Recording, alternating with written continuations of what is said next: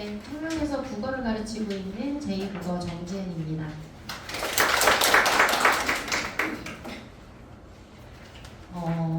혹시 국어 선행이라는 단어를 들어보신 적이 있으실까요? 별로 익숙지 않은 단어죠. 보통은 중3 기간이 진짜 중요한 기간인데 영수를 선행을 하느라 국어를 좀 놓치고 있는 경우가 많아요. 그러다 보니까 3월 모의고사 친 이후 그리고 1학기 중간고사 치고 나서 실제 등급을 받아보고 나서야 이제 학원으로 상담이나 문의가 오는 경우가 많습니다. 근데 그때마다 어머님들, 아버님들이 말씀하시는 부분이 우리 아이가 중학교 때는 국어를 곧잘 했었다. 그리고 중학교 때는 항상 A가 나왔다. 국어는 크게 걱정해 본 적이 없다. 이런 말씀들을 좀 많이 하시거든요. 그래서 오늘 제가 자료를 하나 준비를 했어요. 자, 이게 불꽃중학교의 실제 성취도율이에요. 그래서 A 등급이 32.5%가 나옵니다. 그리고 이거 1학기 거고요. 2학기 거는 31.7%가 나와요. 그리고 다음은 버드네 중학교인데요. 버드네 중학교는 36.5%가 A 등급을 받고 있습니다. 그리고 2학기 때 35.4%죠. 생각보다 퍼센테이지가 굉장히 많다고 보실 수가 있어요. 근데 저희가 5등급제에서는 1등급 10%까지거든요. 그 다음에 2등급이 34%. 그럼 36.5% 안에 들어가면 3등급인 거예요. 근데 잘한다고 생각하고 있는 거죠, 지금. 그리고 9등급제 같은 경우로 봤을 때 모의고사는 지금 9등급제거든요. 9등급제로 봤을 때도 지금 거의 4등급에 임박하는 성적이라고 보실 수가 있어요. 그래서 중학교 때 나 A 맞았으니까 좀 잘해 이렇게 생각하고 있다가 막상 시험 치니까 3등급 이렇게 나오는 거거든요. 그러다 보니까 방학 기간에 어떤 걸 어떻게 준비해야 되는지를 모르고 계시는 경우가 많은 것 같아요. 그래서 거기에 대해서 오늘 좀 설명을 드리려고 합니다. 네, 그래서 두 가지를 가지고 이야기 드릴 건데요. 먼저 중등국어, 고등국어가 어떤 차이를 가지고 있는지 설명드릴 거고요. 그 다음에 올해 친 시험지 바탕으로 학교별로 어떤 특성들이 있는지 말씀드리려고 합니다. 그래서 첫 번째는 이제 두 가지 포인트 잡고 말씀드릴 건데요. 이 시험 범위가 어떻게 달라지는지 그리고 기출문제들이 난이도가 어떻게 바뀌는지에 대해서 설명을 드리려고 합니다. 네, 요거는 중간고사 실제 시험 범위라고 보시면 돼요. 우리가 중학교 같은 경우는 시험 범위가 소단원 한 2개에서 3개 정도라고 보시면 되거든요. 아무리 많이 나와도 4개 정도 나와요. 근데 지금 요거는 교과서 적어놓은 거거든요. 지금 시험 범위가 보통은 이렇게 4가지로 들어가요. 그래서 교과서랑 모의고사는 대부분 학교에서 채택하는 시험 범위라고 보시면 되고요. 요거는 학교에 따라서 선생님에 따라서 좀 달라지는 범위예요. 그럼 지금 보시면 적게는 한 10지문부터 그리고 많으면 20지문이 넘어가는 경우도 있어요. 왜냐하면 모의고사가 한 10개 정도 되는 거거든요. 그러면 아이들이 공부해야 될 양이 엄청 많겠죠.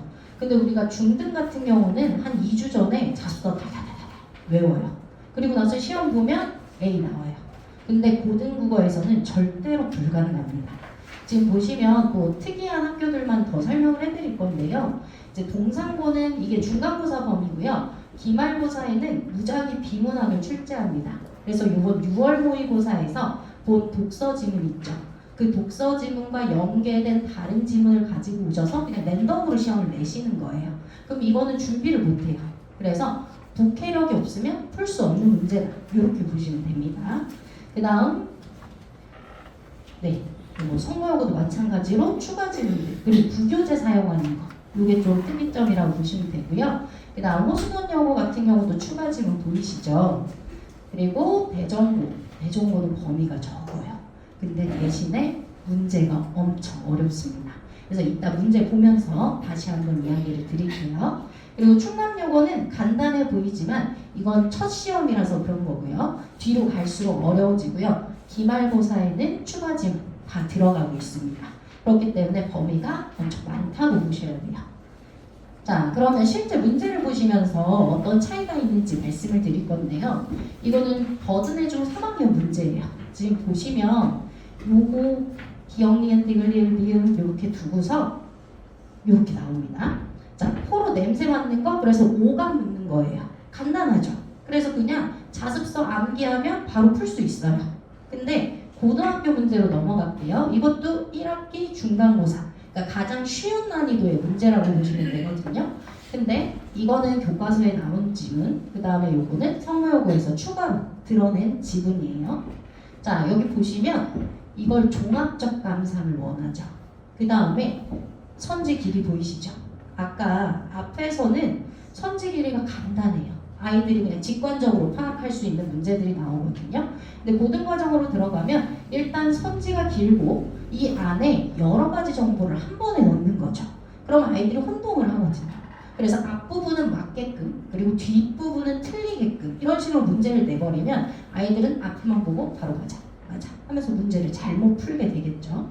그리고 지금 단어 한번 보시면 어머니 아버님들도 아시겠지만 요새 아이들 단어가 정말 심각합니다.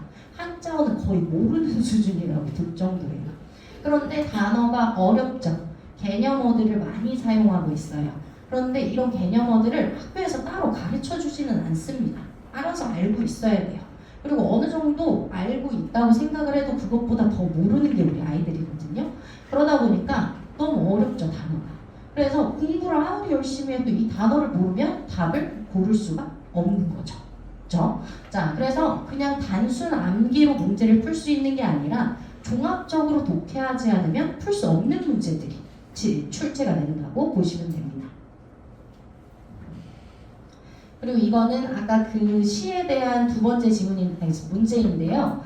자, 그 주제를 물어보는, 어떻게 보면 간단한 문제죠. 왜냐하면 우리가 학교 교과서에서 수업을 들었으면 당연히 주제를 배웠을 거예요. 근데 다른 시를 집어넣었어요. 그래서 그 주제와 같은 시를 골라라. 이렇게 문제를 내는 거죠. 그렇기 때문에 기본적으로 문학작품 감상 능력이 없으면 아무리 뭐 달달 외우거나 공부를 열심히 해도 문제를 풀 수 없다. 이렇게 보셔야 됩니다. 자, 그러면 실제 이제 시험을 가지고 말씀을 드릴 건데요. 사실 이제 개정이 되긴 했는데 국어 과목은 크게 많이 달라진 거는 없어요. 그래서 그냥 작품 정보가 바뀐 정도고 교과서 구성은 거의 동일하다고 보시면 되거든요. 자, 그래서 이제 시험 같은 경우는 크게 달라진 부분은 없습니다. 원래 갖고 있던 특성 그대로 들어갔다고 보시면 돼요. 그래서 지금 시간 관계상 세 학교만 설명을 해드릴 거고요. 여기 122쪽부터 보시면 쭉 계속 학교별로 다 정리를 해놨거든요. 그래서 혹시 관심 있으신 학교 있으시면 나중에 집에 가셔서 한번 확인해 주시면 좋을 것 같고요. 먼저 동상고부터 말씀을 드릴게요. 동상고는 몇 년 사이에 조금 많이 어려워졌어요. 그래서 비문학 연계 지문을 계속해서 내고 있거든요. 한 2년 전부터. 그래서 이 부분이 가장 킬러 부분이라고 보시면 되고, 이게 상위권 변별할 때. 그러니까 미리 독해력을 안 올려놓으면 이때 와서 준비해봤자 소용이 없는 거죠. 자, 그 다음에 선지를 좀 속된 말로 치사하게 냅니다. 틀릴 수밖에 없겠네요. 그래서 단어를 미세하게 바꾸던지 아니면은 요것도 지금 어떤 문제냐면 이게 의문 변동인데 이 문장 안에 의문 변동이 몇 번 일어났는지 다 계산을 해서 그걸 또 많은 것부터 순서대로 해서 그거를 맞춰라. 이렇게 문제를 내거든요. 그리고 또 요런 것들 보시면 요런 문제를 또 좋아해요. 동상고가. 이게 여기에다가 막 한 10명의 학생의 의견을 적어놔요. 그 다음에 여기서 맞는 거 몇 개 이렇게 물어보는 거예요. 근데 이 맞는 거를 고르는 게 이게 왜 어려운 거냐면 우리가 원래 있는 오지선다 있죠. 그 오지선다는 좀 애매하면 다른 선지 보고서는 이거 좀 애매한데? 근데 2번 아닌데? 3번, 4번, 5번 다 아니네? 그러면 애매하지만 1번이 답이겠다. 이렇게 해서 고를 수 있거든요. 근데 이거는 하나만 몰라도 틀리게 되는 거죠. 그래서 이러한 집요한 선지들이 많이 나오는 게 이제 동상고의 특징이라고 보시면 되겠습니다. 그 다음에 성모요구인데요. 이 성모요구 같은 경우는 지금 부교재 이게 좀 많이 들어가요. 근데 이게 부교재가 아이들이 어려워하는 이유가 뭐냐면 성모요구가 범위가 엄청 많거든요.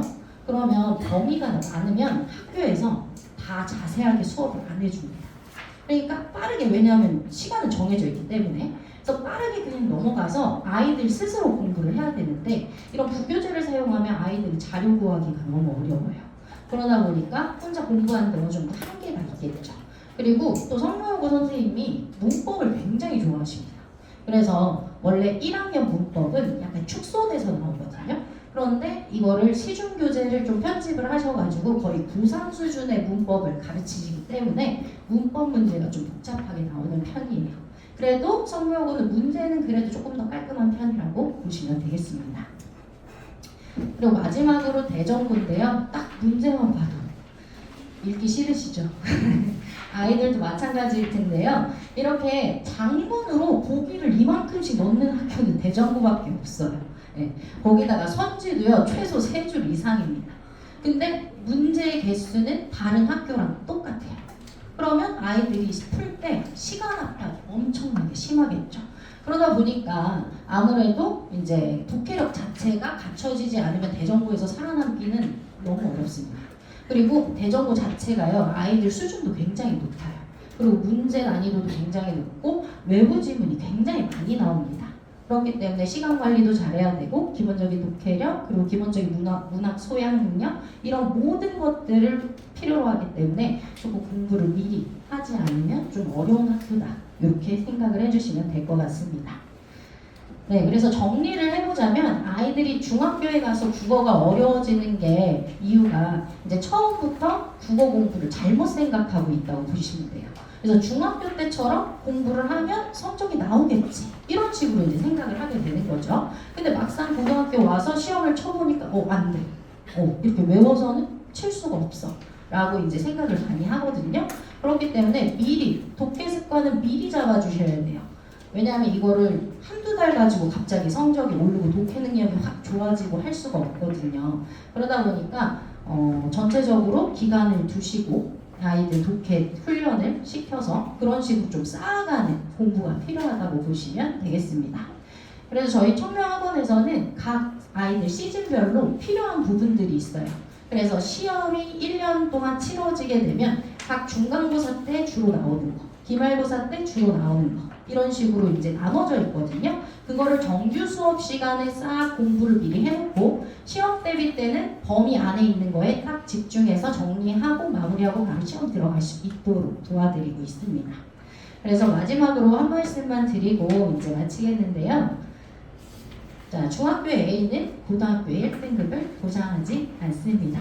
그래서 앞으로 이 어머니 아버님들의 자녀도 좋은 입시를 할 수 있도록 옆에서 최대한 도와드리겠습니다. 감사합니다.